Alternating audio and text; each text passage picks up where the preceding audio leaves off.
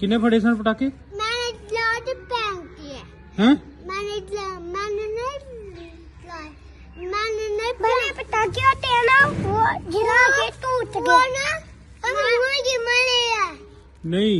ਮੈਨੂੰ ਇਹ ਦੱਸੋ ਜਿੰਨੇ ਜਿੰਨੇ ਪਟਾਕੇ ਫੜੇ ਸਨ ਜਿੰਨੇ ਜਿੰਨੇ ਡੋਰ ਫੜੀ ਸੀ ਉਹਨੂੰ ਮੈਂ ਹੁਣ ਤੂੜੀ ਵਾਲੇ ਅੰਦਰ ਢੱਕਣਾ ਕਿੰਨੇ ਕਿੰਨੇ ਫੜੇ ਸਨ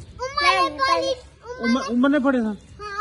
मेरी पुल्ले उमर बिन्ना पकड़ा था कल उमर बिन्ना किन्ना पकड़ा था पटाखे किसने पकड़े थे मैंने पकड़े किसने पकड़े थे ये को कासिम किसने पकड़े थे कासिम ने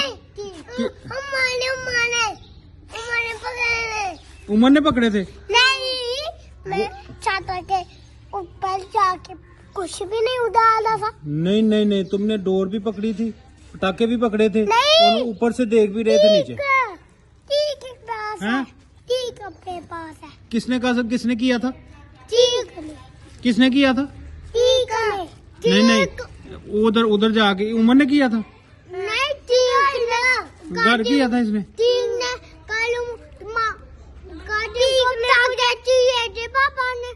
कटलाट गाड़ी में तागा पापा के पास इसने भी पकड़े थे पटाखे इसने भी मैंने नहीं पकड़े नहीं मैंने पकड़े है मैंने नहीं पासा पकड़े जा